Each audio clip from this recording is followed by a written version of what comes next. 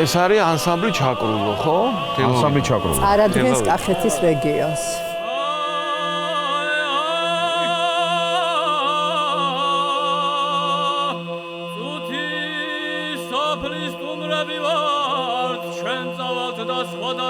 რანაირი ხმა აქვს, საიდან მოსდის?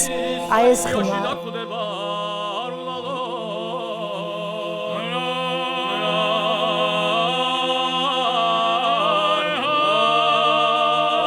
სუმაჟრიალა.